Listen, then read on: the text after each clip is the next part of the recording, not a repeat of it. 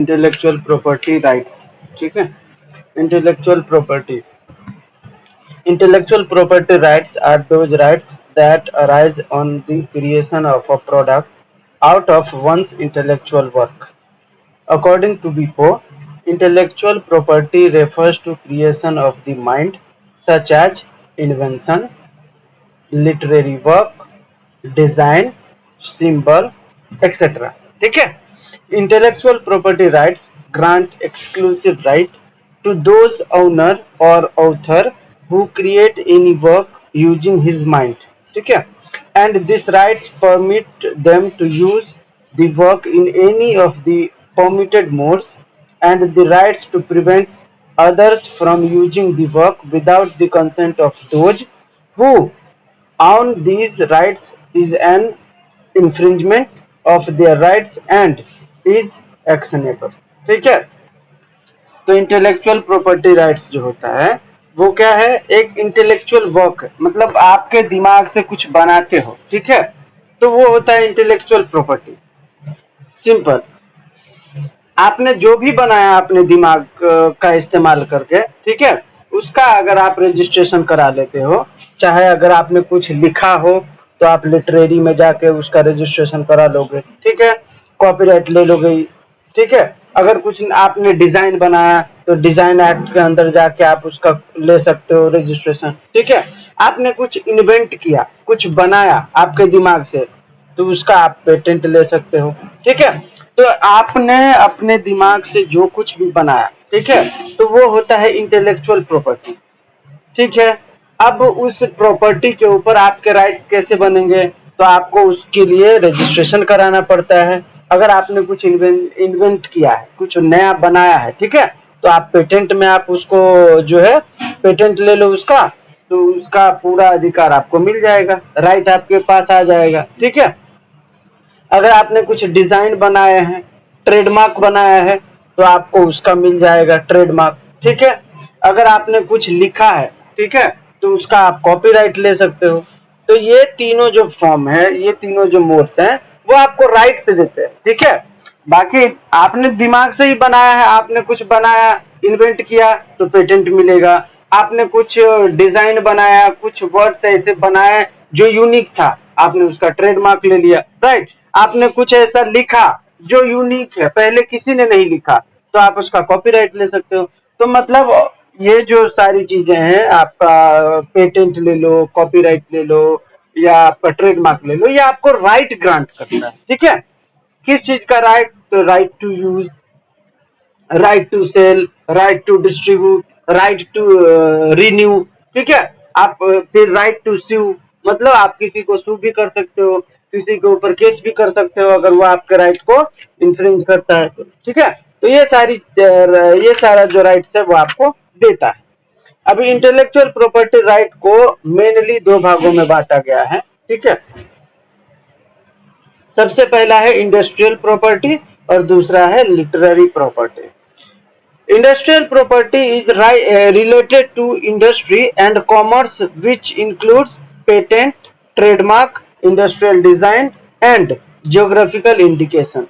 These industrial properties also include the new and emerging forms in their respective areas. ठीक है, तो industrial property के लिए क्या क्या है हमारे पास, इंडस्ट्रियल प्रॉपर्टी के लिए हमारे पास पेटेंट है, ट्रेडमार्क है, इंडस्ट्रियल डिजाइन है और ज्योग्राफिकल इंडिकेशन है। ठीक है, इंडस्ट्रियल प्रॉपर्टी के अंदर ये सारे आते हैं। लिटरेरी प्रॉपर्टी, दूसरे टाइप का प्रॉपर्टी कौन सा होता है, लिटरेरी प्रॉपर्टी होता है। Literary property is related to the text, information and entertainment fields, which includes copyright and related rights to copyright, such as broadcasting, organizations right, performance right। ठीक है, literary property also includes the new and emerging forms in their respective field। ठीक है, तो ये literary work के अंदर कौन कौन सा आता है, कॉपीराइट आता है, ब्रॉडकास्टिंग राइट आता है, परफॉर्मेंस राइट आता है। ठीक है, तो ये सारी चीजें इसके अंदर कवर होती है। अब हम आते हैं main forms of intellectual property पर। मेन फॉर्म कौन कौन से हैं, the main forms of intellectual property are first patent, second copyright, third trademark, fourth industrial design, fifth geographical indication. ठीक है, अभी पेटेंट क्या होता है? सबसे पहला है patent. Patent is a form of intellectual property rights granted to the inventions in the industrial and scientific field। ठीक है, आपने कोई भी इन्वेंशन की है, कुछ इन्वेंट किया नया, ठीक है, हमेशा याद रखना। अभी हम लोग आगे पढ़ेंगे कि पेटेंट कब मिलता है और क्या क्या खासियत होना चाहिए, क्या क्या कैरेक्टर होना चाहिए पेटेंट के लिए, तो वो सब आगे पढ़ेंगे हम लोग। अभी पहले ये 5 फॉर्म जो था उसका हम फटाफट डेफिनेशन पढ़ लेते हैं। ठीक है, तो ये हो गया आपका पेटेंट। दूसरा है copyright. Copyright protects work created in the literary, information and entertainment fields. Copyright basically protect literary, dramatic, artistic and musical, cinematograph, films and sound recording. तो इस सब के लिए आपको कॉपीराइट मिलता है। नेक्स्ट है आपका ट्रेडमार्क। ट्रेडमार्क क्या है? All the science, symbol, logo, name, slogan, title, etc. which are used to promote industry, trade and commerce are protected under the trademark. Example for Surf Excel, दाग अच्छे हैं। दाग अच्छे जो है रजिस्टर्ड ट्रेडमार्क है, किसका? सर्फ एक्सल वाले का। ठीक है, आपने देखा होगा ये क्या बोलते हैं, जब मोटो का फोन खोलोगे तो उसमें आवाज आता है हेलो मोटो, वो जो हेलो मोटो है उसका उसने रजिस्टर्ड ट्रेडमार्क कर लिया है। ठीक है, उसका अब हेलो मोटो का आवाज कोई यूज नहीं कर सकता। ठीक है, प्रिया गोल्ड बिस्किट, हक से मांगो, ये क्या है? ट्रेडमार्क है, वो कोई यूज नहीं कर सकता उसका, हक से मांगो। ठीक है, तो ये सब आता है। नेक्स्ट है आपका industrial design. All the design which have aesthetic और eye appeal which are applied to any product are protected under the industrial design. ठीक है, कोई भी आपने देखा होगा, आपने ये देखा है, ये क्या बोलते हैं, ये क्या बोलते हैं यार इसको, शायद कोका कोला। कोका कोला का ना एक पहले ग्लास आता था बहुत मस्त डिजाइन का। ठीक है, कोका कोला का वो ग्लास का डिजाइन। ठीक है, एक और कुछ था, मतलब कैडबरी का जो आपने देखा होगा, कैडबरी का जो ब्लू कलर है उसका जो पूरा जो डिजाइन है उसका ट्रेडमार्क ले लिया है इसने, डेयरी मिल्क ने। डेयरी मिल्क जैसा सेम कलर में, सेम पैकिंग में कोई चॉकलेट नहीं बेच सकता, जबकि उसका चॉकलेट का कलर रहता है ब्लू में हल्का कुछ ऐसा है, मतलब बहुत पैकिंग जो है उसका, पैकिंग डिजाइन कैडबरी का बहुत अट्रैक्टिव है। ठीक है, तो बहुत सारे ऐसे डिजाइन होते हैं जो कोई कोई कंपनी ऑन कर लेती है, उसका रजिस्ट्रेशन करा लेती है, तो यही इंडस्ट्रियल डिजाइन के अंदर कवर होता है। ठीक है, नेक्स्ट है आपका geographical indication. Geographical indication means an indication which identifies the goods as originating and manufactured in the territory, region or locality of a country which possesses a specific quality, reputation or any other characteristic to such goods which is basically related to the geographical origin। जैसे महाराष्ट्र का हापुस आम, ठीक है, ये geography GI tag मिला है हापुस आम को। बिहार का लीची, उसको जीआई टैग मिला है। ठीक है, और ये क्या बोलते हैं इसको, मतलब ऐसे ही बहुत सारे जगह का बहुत कुछ ऐसा है जो उस पर्टिकुलर रीजन में ही पाया जाता है। ठीक है, और उससे बेहतर कहीं का नहीं मिलता। ठीक है, तो नासिक का अंगूर, अब पता नहीं नासिक के अंगूर को जीआई टैग मिला है नहीं मिला है, लेकिन जो जिस एरिया का जो फेमस होता है ना, ठीक है, और अगर वो ग्लोबल लेवल पर उसका है वर्चस्व तो उसको जीआई टैग दिया जाता है। तो इतना तो पता है कि बिहार के लीची को जीआई टैग मिला है, महाराष्ट्र के हापुस आम को जीआई टैग मिला है। ठीक है, और यूपी का कोई लड्डू है या कुछ ऐसा है जिसको जीआई टैग मिला है। ठीक है, तो ऐसे बहुत हर स्टेट के कुछ न कुछ है जिसको जीआई टैग मिला है। तो यही होता है ज्योग्राफिकल इंडिकेशन। अब है आपका main topic, what is patent. ठीक है, तो सबसे पहले ये याद रखना, पेटेंट जो है 20 साल के लिए मिलता है। ठीक है, आपको पता होगा कोई भी मेडिसिन, जो जेनेरिक मेडिसिन आप लोगों ने देखा होगा, वो जेनेरिक मेडिकल स्टोर पे मिलता है। आपको पता होना चाहिए जब कोई दवा बनाई जाती है तो उसका पेटेंट मिलता है, ठीक है। जैसे ही उस दवा का 20 साल हो गया, पेटेंट हो जाता है खत्म, ठीक है। और जैसे ही पेटेंट खत्म होता है तो वो आ जाता है पब्लिक प्लेस में। जैसे ही पब्लिक प्लेस में आता है तो वो हर कोई बना सकता है अब वो, ठीक है। तो हर कोई बनाएगा तो स्वाभाविक है कि वो सस्ता हो जाएगा, राइट। अगर मान के चलो मैंने डोलो बनाया, एग्जाम्पल पर मैंने कोई दवा बनाई जिसका नाम है डोलो, और वो बहुत लोगों को फायदा किया, ठीक है। अब इसका बेनिफिट मुझे 20 साल ही मिलेगा क्योंकि पेटेंट का वैलिडिटी 20 साल ही होता है, ठीक है। तो मुझे 20 साल के लिए मिला, अब 20 साल मैंने बेचा खूब। अब जैसे ही 20 साल बाद मेरा जो इन्वेंशन था, हमारा जो पेटेंट था, वो पब्लिक डोमेन में आ गया। तो जैसे ही पब्लिक डोमेन में आएगा तो सारा कुछ जो आपको पता होना चाहिए कि जब हम पेटेंट लेने के लिए जाते हैं तो हमारा सारा प्रक्रिया, हमारा सारा मेथड, हमारा सारा केमिकल, सब कुछ हमें बताना पड़ता है कहाँ पे, रजिस्ट्री ऑफिस में, ठीक है। कि हमने ये जो दवा बनाया है वो कैसे बनाया है। तो आपका सारा डिटेल आपका जो है सरकार के पास होता है, अथॉरिटी के पास होता है। जैसे ही आपका 20 साल हुआ वो पूरा पब्लिक प्लेटफॉर्म पे आ जाता है, ठीक है। अब जैसे ही पब्लिक प्लेटफॉर्म पे आएगा कि भाई डोलो टैबलेट ऐसे बना था, तो कोई भी बना सकता है। अब जैसे ही कोई बनाएगा तो वो फिर सस्ता हो जाएगा ना। अगर मैं इंडिविजुअल, मेरे पास कोई ज्ञान है, तो मैं अकेले बना रहा हूं तो मैं महंगा बेचूंगा। और जैसे ही मेरा ज्ञान सबको पता चलेगा और सब बनाने लगेगा तो फिर उसकी वैल्यू घट जाएगी ना। तो जेनेरिक मेडिसिन जो होता है वो अंग्रेजी दवाओं के पेटेंट खत्म होने के बाद जब बनता है तो उसको बोला जाता है जेनेरिक, इसीलिए वो सस्ता मिलता है। अब किसी ने कोई दवा बनाया, अब वो शुरू में बहुत दिमाग लगा के बनाया तो अभी 150 रुपए में मिल रहा है, बराबर। अब जैसे ही 20 साल बाद पेटेंट खत्म होगा, जेनेरिक बन जाएगा। जेनेरिक मतलब कोई भी उसको बना सकता है, हर कंपनी उसको बनाना चाहेगा, बना सकता है, ठीक है। तो हर कंपनी बनाएगा तो सस्ता हो जाएगा। तो आप लोगों ने देखा होगा जो अंग्रेजी दवा 150-200 में मिलता है, जेनेरिक में वो 20-30 रुपए में मिल जाता है। क्यों? क्योंकि अब उसको थोड़ी ना इतना अरे मेरा कोई दिमाग नहीं लगा है तो मैं तो सस्ते में ही बेचूंगा ना।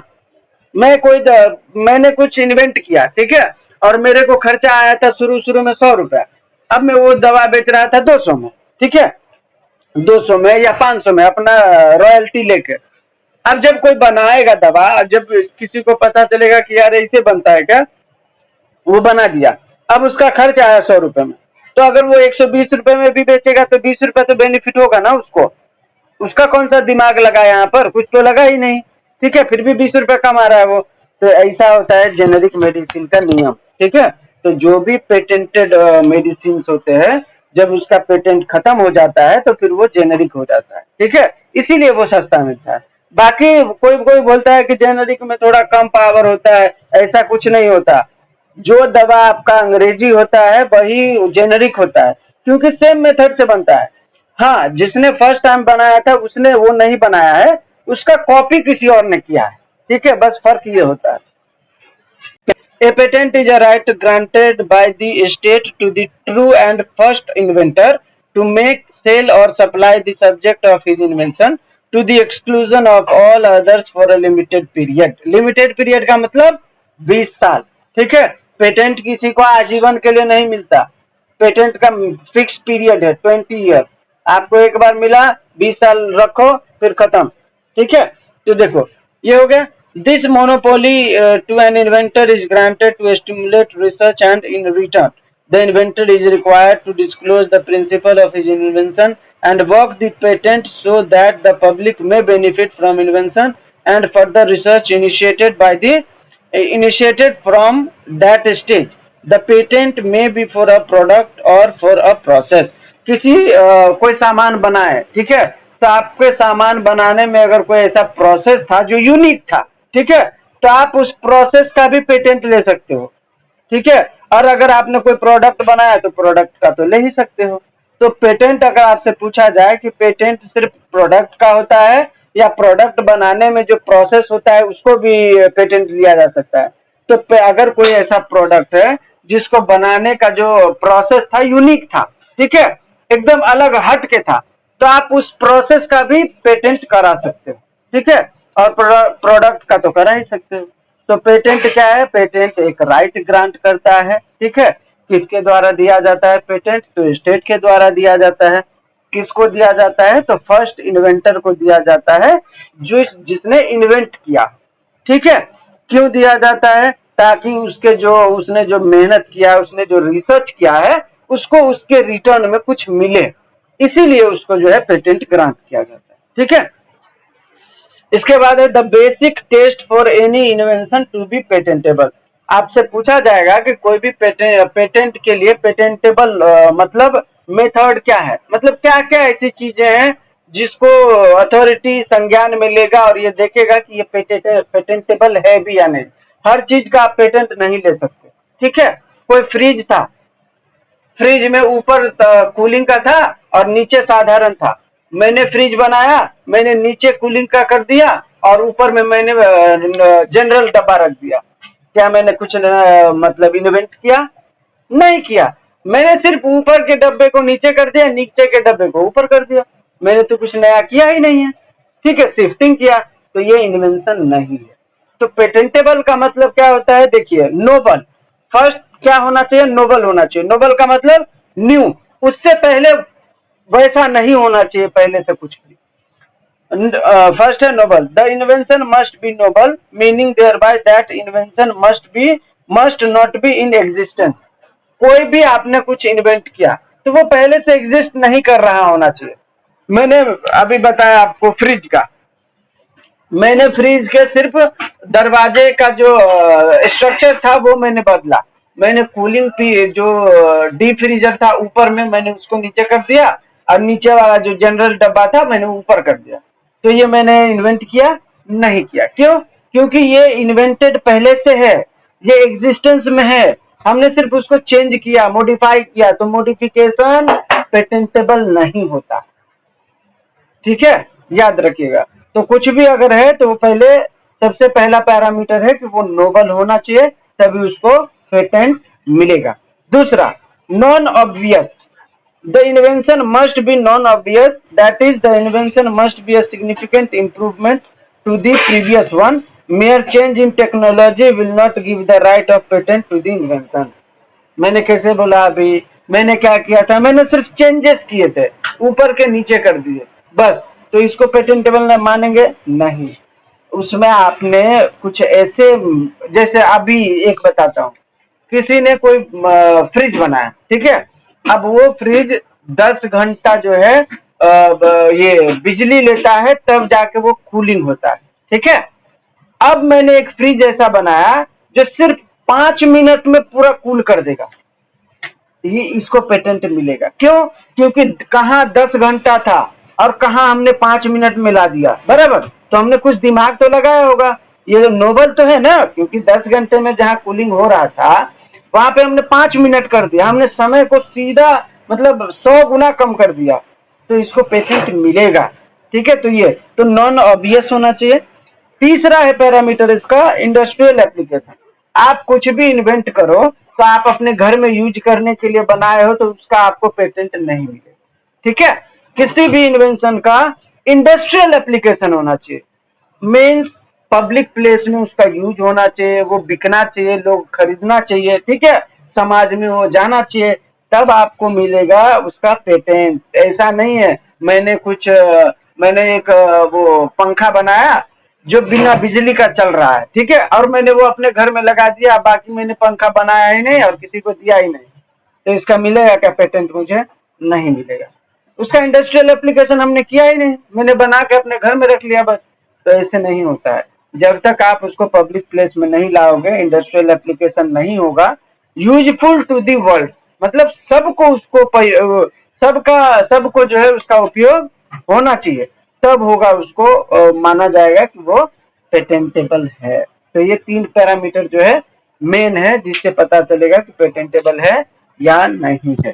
ठीक है, अब बढ़ते हैं आगे। ये जो आप पेटेंट एक्ट पढ़ोगे तो इसमें कुछ इंपॉर्टेंट डेफिनेशन है जो कि पूछा जाता है कई बार। ठीक है, 2 मार्क्स के लिए। जैसे एग्जांपल फॉर आपसे पूछा जाएगा डिफाइंड पेटेंट। तो जब पेटेंट एक्ट पढ़ोगे तो इसमें लिखा हुआ है, a patent is an exclusive right granted for an invention which can be a product और अ प्रोसेस। ठीक है, पेटेंट क्या होता है? पेटेंट वो होता है, पेटेंट एक एक्सक्लूसिव राइट होता है, ठीक है, जो कि ग्रांट किया जाता है किसी स्टेट गवर्नमेंट के द्वारा किसी इन्वेंशन के लिए, ठीक है। वो इन्वेंशन क्या हो सकता है, या तो वो प्रोसेस हो सकता है या तो वो प्रोडक्ट हो सकता है, ठीक है। अभी हम आगे पढ़ेंगे पेटेंटी भी, पेटेंटी कौन होता है, ठीक है। तो अब सबसे पहला डेफिनेशन था पेटेंट। दूसरा डेफिनेशन है डिफाइन इन्वेंशन। आपसे पूछा जा सकता है define invention. Invention is a new product और process involving and inventing steps and capable of industrial application, ठीक है। एक सेकंड है। तो ऊपर में जो मैंने एसेंशियल बताए थे, ठीक है, कौन कौन से एसेंशियल बताया था मैंने। पहला नोबल होना चाहिए, दूसरा नॉन ऑब्वियस होना चाहिए, तीसरा इंडस्ट्रियल एप्लीकेशन होना चाहिए, तो उसमें चौथा एक और लिख लीजिएगा, इन्वेंटिंग स्टेप्स होने चाहिए, ठीक है। मतलब आपने जो बनाया कैसे बनाया, स्टेप बाय स्टेप होना चाहिए। ऐसा नहीं है कि कुछ आपने सीधा बना दिया, आपको स्टेप ही नहीं पता है, तब पेटेंटेबल नहीं होगा, ठीक है। क्योंकि जब आप पेटेंट लेने जाओगे तो आपको इन्वेंटिव स्टेप के बारे में पूरा बताना पड़ेगा, ठीक है, कि आपने सबसे पहले क्या किया, फिर क्या किया, फिर क्या किया, फिर क्या किया, तब ये कैसे बना, ये भी आपसे पूछा जाएगा। तो इन्वेंटिव स्टेप्स जो होते हैं ये भी एसेंशियल होता है किसी भी पेटेंट को पेटेंटेबल बनाने के लिए, किसी भी इन्वेंशन को, ठीक है। अभी है हमारा दूसरा definition defined invention. Invention is a new product और process involving and inventive steps and capable of industrial application. तो इन्वेंशन का मतलब क्या है कि आपने कोई नया प्रोडक्ट बनाया या कोई ऐसा प्रोसेस है, ठीक है, जिसमें इन्वेंटिव स्टेप्स लिए गए हैं और इंडस्ट्रियल एप्लीकेशन के लिए कैपेबल है, ठीक है, तो वो माना जाएगा कि आपका इन्वेंशन है, ठीक है। तो न्यू प्रोडक्ट का मतलब नोबल प्रोडक्ट, तो आपका यहाँ पे तीनों आ गया, नोबल भी आ गया, इन्वेंटिव स्टेप्स भी आ गए और इंडस्ट्रियल एप्लीकेशन भी आ गया। तो अगर तीनों है तो वो इन्वेंशन है, और इन्वेंशन है तो पेटेंट मिलेगा, ठीक है। तीसरा डेफिनेशन है आपका इन्वेंटिव स्टेप्स क्या होते हैं। Define inventive steps. Inventive steps means a feature of an invention that involves technical advance as compared to the existing knowledge or having economic significance or both, and that makes the invention not obvious to a person skilled in the art, ठीक है। तो inventive steps का मतलब क्या है कि भाई आपका जो भी टेक्नोलॉजी का इस्तेमाल आपने किया है, ठीक है, कोई भी पहले से जो मान के चलो कोई इन्वेंशन पहले से है, ठीक है, आपने उसको देखा, आपने उसमें अपना दिमाग लगाया, जैसे मैंने पिछले कुछ देर पहले बताया था कि कोई फ्रिज है वो 10 घंटे में कूल होता था, ठीक है, जबकि वो एग्जिस्ट करता है, और मैंने कुछ ऐसा बनाया जिसमें 2 घंटे में फुल हो जाता है चाहे ये ठंडक, तो मेरे को इन्वेंटिव स्टेप के तौर पर इन्वेंशन का जो है पेटेंट मिलेगा। क्यों? क्योंकि मैंने एग्जिस्टिंग नॉलेज को ही मैंने अपने टेक्निकल एडवांसमेंट से नया बनाया, ठीक है। 10 घंटा कहाँ था, कहाँ हमने 2 मिनट में कर दिया, कूल, ठीक है। तो ये होता है इन्वेंटिव स्टेप्स। 4 है डिफाइन पेटेंटी। तो पेटेंटी का मतलब कौन होता है, जो इन्वेंट करता है कुछ भी, जिसने इन्वेंशन किया उसको मिलेगा पेटेंट, तो जिसको पेटेंट मिलता है वो इन्वेंट पेटेंटी हो गया ना। पेटेंटी का मतलब पेटेंट होल्डर, सिंपल सी बात, ठीक है। नेक्स्ट है, एक और बात पूछा जाता है कभी कभी, डिफाइन पेटेंट ऑफ एडिशन, ठीक है। Patent of addition means improvement in और modification to patented invention. When main patent is revoked, the patentee may request the conversion of the patent of edition into an independent patent. मैंने कुछ invent किया, ठीक है, और मैं गया वहां पे रजिस्ट्रेशन के लिए, तो उसने कहा कि भाई ये पहले से पेटेंटेबल है, मतलब पेटेंटेड है, ठीक है। तो आपने जो बनाया है उसमें कुछ नया करके लेके आओ, ठीक है, या आपने जो पेटेंट, आप जो आए हो पेटेंट लेने के लिए, इसका पेटेंट आपको नहीं मिलेगा क्योंकि ये पेटेंटेबल नहीं, ठीक है। किसी भी सूरत में अगर आपका पेटेंट रिवोक हो जाता है, मतलब आप गए हो इन्वेंशन लेके और आपको रिवोक कर दिया गया, ठीक है, तो आप चाहोगे क्या कि खाली हाथ लौटूं? नहीं, आप चाहोगे ना कि उसी में कुछ मॉडिफाई करके पेटेंट मिल जाए। तो जब आप उसी को मॉडिफाई करके कुछ बोलते हो कि मुझे पेटेंट दे दिया जाए, मॉडिफाई करके, जैसे आपको यहाँ पे 10 घंटे का था फ्रिज, ठीक है, चार्ज होने वाला है, आपने 2 मिनट में बोला चार्ज हो रहा है, ठीक है। तो कुछ इस तरीके से जब आपको आपका पेटेंट रिवोक कर दिया जाता है, ठीक है, और आप बोलते हो कि भाई इसी को मॉडिफाई करके लाता हूं मैं और मुझे इसी का पेटेंट दे दो, ठीक है, तो आपको ओरिजिनल पेटेंट तो नहीं मिलता, क्योंकि आपने जो लेके गया था आपको उसका रिवोक कर दिया गया, बोला कि इसका पेटेंट नहीं मिलेगा। तो आपने उसमें चेंजेस किए, मॉडिफाई किया उसको, ठीक है, और जब मॉडिफिकेशन हुआ और पेटेंट मिला तो उसका पेटेंट ऑफ एडिशन बोला जाता है, ठीक है। क्योंकि आपको जब ओरिजिनल पेटेंट का पेटेंट नहीं मिलता है ना, ओरिजिनल इन्वेंशन का, ठीक है, और अगर उसमें मॉडिफिकेशन के बाद आपको पेटेंट मिल रहा है तो वो पेटेंट ऑफ एडिशन कहलाता है, ठीक है, ये याद रखना। अब नेक्स्ट है व्हाट आर नॉट इन्वेंशन, क्या क्या इन्वेंशन नहीं होगा, सेक्शन 3 में बताया गया है इसके बारे में। An invention which is frivolous और which claims anything obvious contrary to well established natural law, ठीक है, कोई भी ऐसा इन्वेंशन जो फ्रिवुलस है तो वो इन्वेंशन नहीं माना जाएगा, ठीक है। दूसरा, an invention the primary or intended use of which would be contrary to the law or morality or injuries to the public health, कोई भी इन्वेंशन आपने किया जिससे जो हमारे भारतीय लॉ से कॉन्ट्राडिक्ट कर रहा है, ठीक है, या कुछ आपने ऐसे इन्वेंशन किए जिससे पब्लिक हेल्थ को नुकसान हो सकता है, तो आपको उसको इन्वेंशन नहीं माना जाएगा, और जैसे ही इन्वेंशन नहीं माना जाएगा तो आपको पेटेंट नहीं मिलेगा, सिंपल सी बात, ठीक है। थर्ड है an invention that are mere discovery of something that are already exist in nature, कोई भी इन्वेंशन है, ठीक है, जो पहले से एग्जिस्ट कर रहा था, ठीक है, आपने बस उसमें कुछ नया खोजबीन किया है या कुछ फेर बदल किया है, तो उसको इन्वेंशन नहीं माना जाएगा, ठीक है, और उसका आपको पेटेंट नहीं मिलेगा। तो सेक्शन 3 बताता है कि आपका क्या क्या इन्वेंशन नहीं होगा। तो क्या क्या नहीं होगा, अगर आपने फ्रिवलस किया है, ठीक है, या कोई भी ऐसा चीज है, ठीक है, जो मतलब ऐसा लगता है कि ये पहले से था, आपने उसके कॉन्ट्ररी कुछ बनाया है, ठीक है, तो भी उसका नहीं मिलेगा। इसके बाद अगर कोई आपने बनाया इन्वेंशन किया जो हमारे भारतीय लॉ के विरोध में है, ठीक है, या हमारे भारत के अंदर जो पब्लिक हेल्थ का सिस्टम है उसको नुकसान पहुंचा सकता है, तो आपको नहीं मिलेगा, ठीक है, उसको इन्वेंशन नहीं माना जाएगा।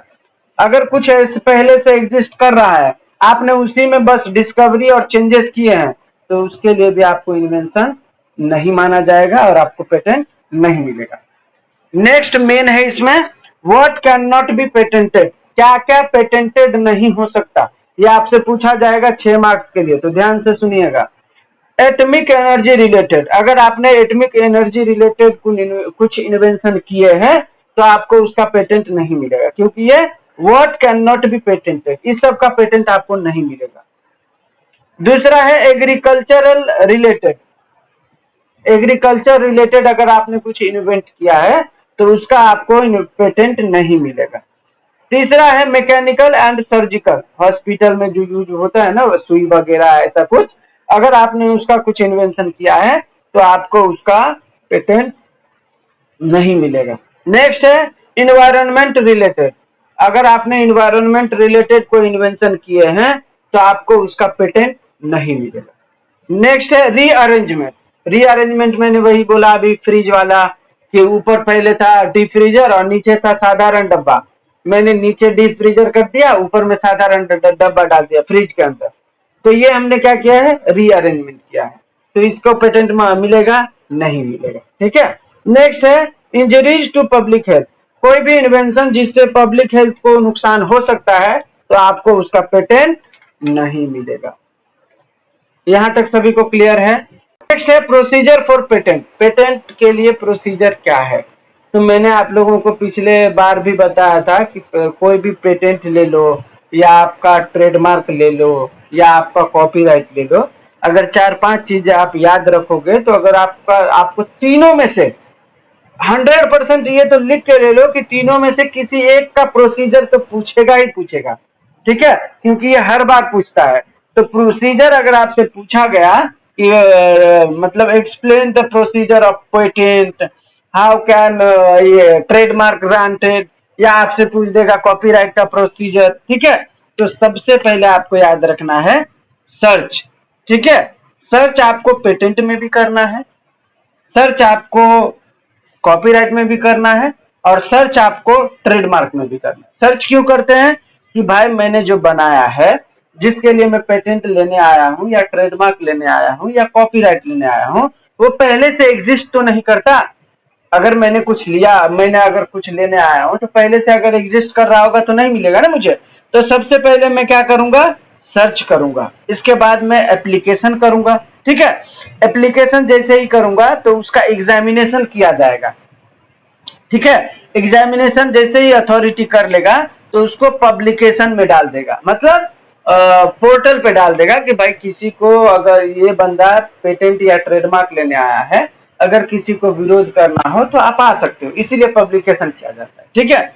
जैसे ही पब्लिकेशन हो गया तो जो भी सामने वाला है, अगर किसी को लगेगा कि भाई इसका पहले मुझे मिल गया है, या इस पे मैं पहले काम कर चुका हूं, या ये मेरा कॉपी कर लिया है, चोरी कर लिया, जो भी है, अगर किसी का ऑपोजिशन आया या ऑब्जेक्शन आया, ठीक है, तो उसको क्लियर किया जाएगा।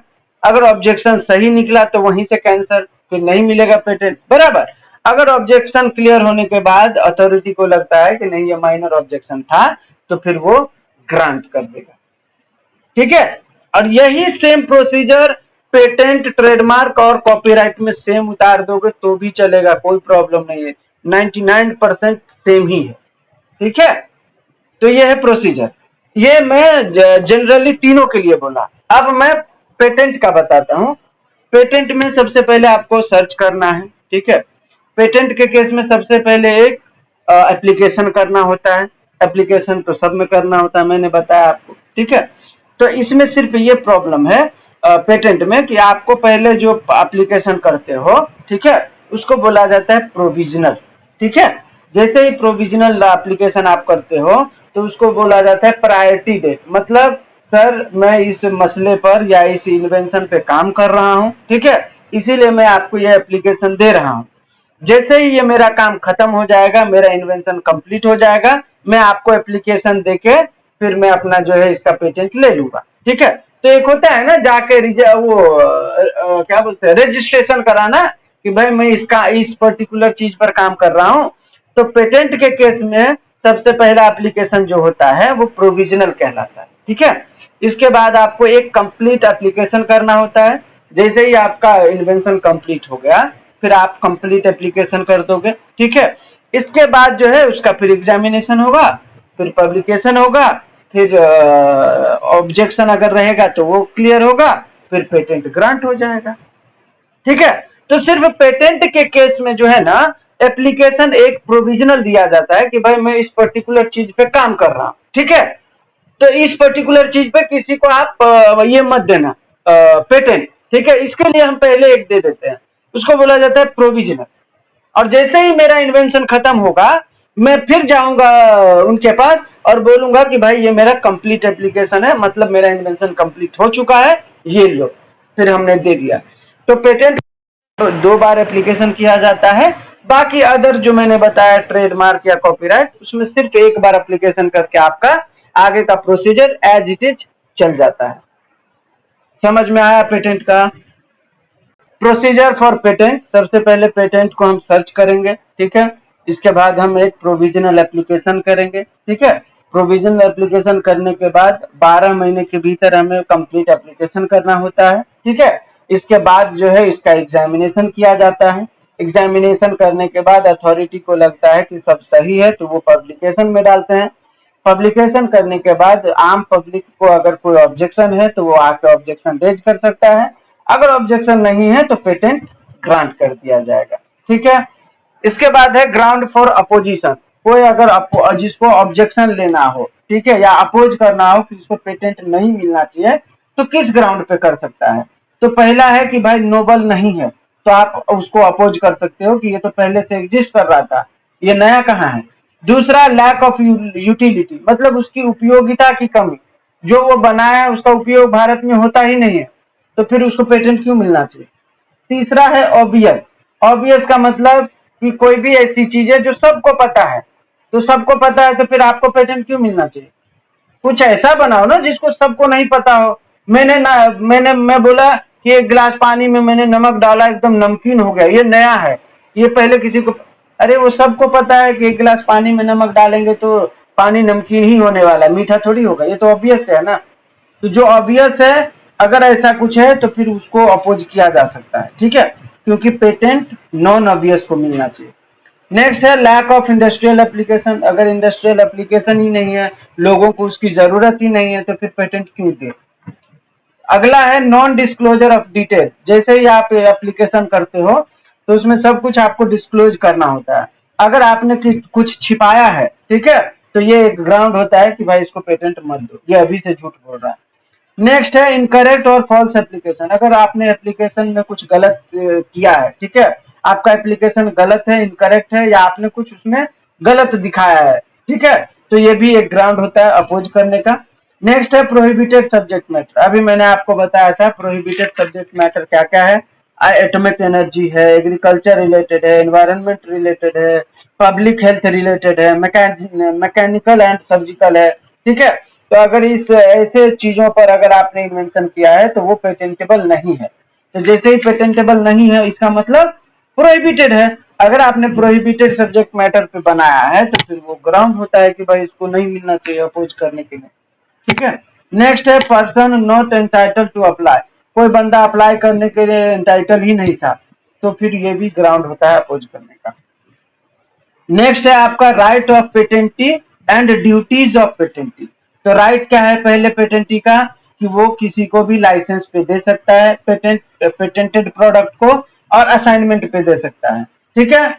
इसके बाद वो जो है सामने वाले को सरेंडर करने का भी अधिकार है, right to surrender, right to use, right to sue, right to patent in addition, ये सारे अधिकार उनके पास हैं।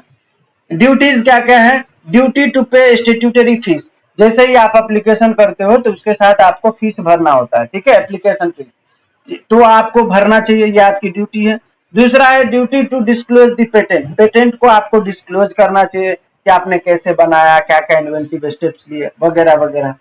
तीसरा है duty to request for examination, जैसे ही तीसरा स्टेज हमारा था प्रोसीजर में एग्जामिनेशन, अगर अथॉरिटी एग्जामिनेशन नहीं कर रही है मान के चलो, तो ये हमारा ड्यूटी है कि उनको बोले कि सर आप मेरे एप्लीकेशन का एग्जामिनेशन करो, क्या पता उसमें कुछ गलत हो सकता है, कभी कभी भरोसे पे ले लेता है अथॉरिटी, तो ये आपकी ड्यूटी है कि बोलो कि आप एग्जामिनेशन करो।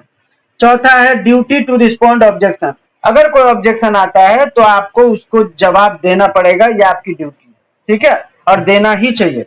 पांचवा है duty to not misuse the patent, आपको पेटेंट मिल गया, ठीक है, तो ये आपका ड्यूटी है कि उसका मिसयूज ना करें, ठीक है। लास्ट है duty to get into market, मतलब ये आपका ये ड्यूटी है कि जिस चीज के लिए आपको पेटेंट मिला है उसका इंडस्ट्रियल एप्लीकेशन हो और वो मार्केट में लोगों को आसानी से मिले, ये आप करो, ठीक है, ऐसी कोई काम आपको करना चाहिए, ठीक है। इसके बाद है नेक्स्ट आपका compulsory licensing, compulsory licensing when a government allows someone else to produce a patented product or process without the consent of the patent owner। compulsory licensing का मतलब क्या होता है, मैं एक डॉक्टर हूँ, ठीक है, और मैंने एक रिसर्च करके एक दवा बनाया, इन्वेंट किया, ठीक है, मैंने अपना पूरा दिमाग लगाया और मैंने एक दवा बनाया। अब वो दवा मैंने कैंसर का बनाया, आपको पता है कि कैंसर का दवा अभी तक जो मतलब कोई ऐसा रामबाण दवा नहीं आया कि एक बार खा लो तो जैसा भी कैंसर वो खत्म हो जाए। मैंने वो दवा बना लिया सपोज, ठीक है, और मैंने देखा कि मार्केट में तो यार इसका बहुत मतलब ट्रेंड चलेगा क्योंकि कैंसर का दवा है ही नहीं ऐसा कोई, तो मैंने उस दवा का कीमत 10 करोड़ रखा। अब जो अमीर रहेगा उसको लेना पड़ेगा, ठीक है, तो अब 10 करोड़ रखा तो सिर्फ गिने चुने अमीर वो दवा खा के जिंदा रहेंगे, बाकी के लोग तो मर जाएंगे। तो सरकार ने अगर उसको पेटेंट दिया है तो ये सरकार का अधिकार है कि भाई उस पेटेंटेड प्रोडक्ट का मैन्युफैक्चर अलग से करो और गरीबों में दो, क्योंकि सरकार की जिम्मेदारी है ना। और आपको पता है कि डीपीएसपी में हेल्थ जो है पब्लिक का, वो डीपीएसपी में आता है, ठीक है। और डीपीएसपी में आने के कारण सरकार की जिम्मेदारी है कि उसके नागरिकों का जो हेल्थ है वो सही रहे और वो जिंदा रहे, इसके लिए काम करे, ठीक है। तो अगर किसी ने कैंसर का दवा बनाया है और गवर्नमेंट को लगता है कि ये बंदा तो 10 करोड़ में बेचेगा तो गरीब का भला कैसे होगा, तो सरकार, क्योंकि सरकार तो सरकार है, सरकार के पास उसका पूरा पेटेंट का स्टेप बाय स्टेप पूरा प्रोसीजर है, वो किसी और कंपनी को दे देगा और बोलेगा तू इस आधार पर बना और गरीबों के लिए मुझे दे बना बना के, ठीक है। तो इसको बोला जाता है कंपलसरी लाइसेंसिंग। इसमें सरकार ये नहीं है कि उससे पूछेगा जाके कि ये भाई तेरा लेके थोड़ा बनाओ क्या गरीबों के लिए, नहीं, ये सरकार पब्लिक वेलफेयर के लिए कर रही है, ठीक है। तो सरकार को उससे कंसेंट लेने की जरूरत नहीं है। तो ये होता है कंपलसरी लाइसेंस, ठीक है। ये पूछा भी गया है कई बार, इसीलिए मैं अच्छे से डिफाइन किया। नेक्स्ट है आपका इन्फ्रिंजमेंट। इन्फ्रिंजमेंट कैसे होगा? इन्फ्रिंजमेंट का मतलब क्या कि मेरे पेटेंटेड प्रोडक्ट का आप मेरे से बिना सहमति के, बिना कंसेंट के आपने उसका यूज किया, सेल किया, कुछ भी किया, तो वो इन्फ्रिंजमेंट कहलाएगा, ठीक है। इन्फ्रिंजमेंट दो टाइप का होता है, एक होता है डायरेक्ट इन्फ्रिंजमेंट, दूसरा होता है indirect infringement. Whoever without authority makes uses, offers to sell or sell any patented invention during the term of the patent, ठीक है। पेटेंट मिला,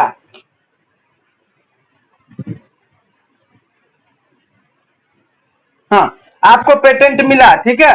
और पेटेंट के मिलने के बाद जो है किसी बंदे ने आपसे बिना पूछे, ठीक है, उसको यूज किया, सेल किया, तो ये है डायरेक्ट आपका जो है इन्फ्रिंजमेंट। इनडायरेक्ट का मतलब क्या है? कोई भी अपना प्रोडक्ट, ठीक है, आपके प्रोडक्ट के सिमिलर बना के और सेम टू सेम बना के वो बेच रहा है, ठीक है। actively induces or sells a component used in a patented work, product or process is indirect, ठीक है। तो ये होता है इनडायरेक्ट इन्फ्रिंजमेंट। वैसे ये डायरेक्ट इनडायरेक्ट आपसे पूछा जो नहीं जाएगा, मैं आपको बताने के लिए बता दिया हूं कि भाई इसमें भी दो टाइप के होते हैं, ठीक है। नेक्स्ट है आपका इन्फ्रिंजमेंट के लिए रेमेडी। क्या क्या रेमेडी है? दो रेमेडी है, एक सिविल में है, एक क्रिमिनल में है। सिविल में जाएंगे तो इंजंक्शन मिलेगा, अकाउंट ऑफ प्रॉफिट मिलेगा और डैमेजेस मिलेगा। मतलब इंटरिम इंजंक्शन का मतलब रोक लगा देगा जो भी उसने कर रखा है, ठीक है, जो भी कर रहा है उसको रोक देगा ये कोर्ट। दूसरा है अकाउंट ऑफ प्रॉफिट, उसने जितने भी कमाए होंगे बेनिफिट वो आप क्लेम कर सकते हो। और तीसरा है डैमेजेस, मतलब लॉस, आपको जितना लॉस हुआ है आप उसको क्लेम कर सकते हो। तो ये है सिविल में। क्रिमिनल में क्या है? क्रिमिनल में है सीजर एंड फॉरफीचर, जो भी उसके पास माल मटेरियल है सबको सीज कर लो, उसको बेच के आप पैसा ले लो।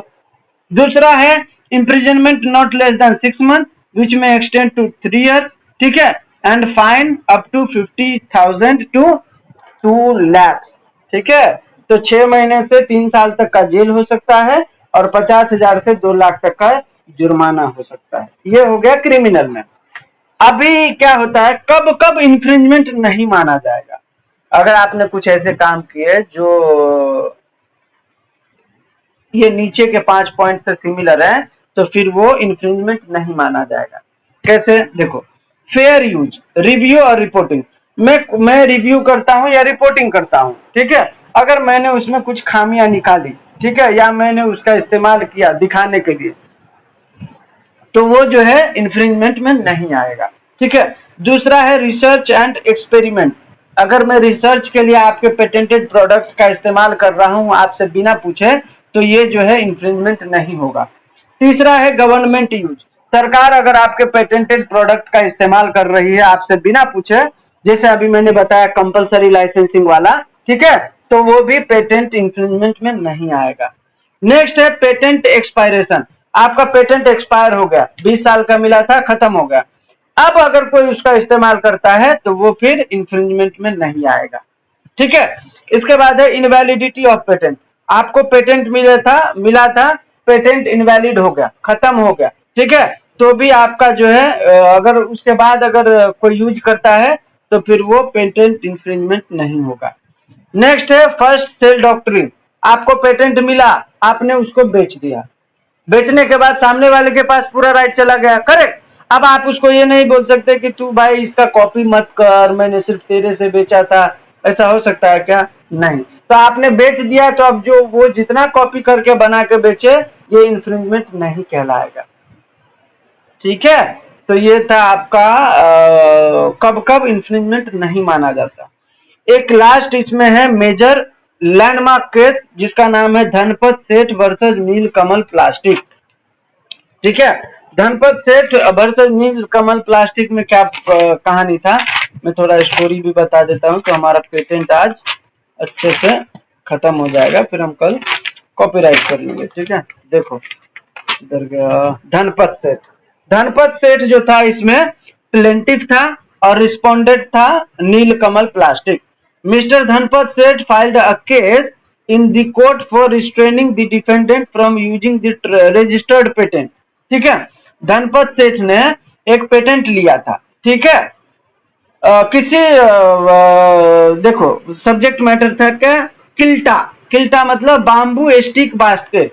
आप लोगों को पता होगा कि आसाम में जो चाय पत्ती लादते हैं ना पीछे, आपने पता होगा तोड़ तोड़ के डालते हैं पीछे, एक बास्केट टाइप का होता है, ठीक है, उसको बोला जाता है किल्टा।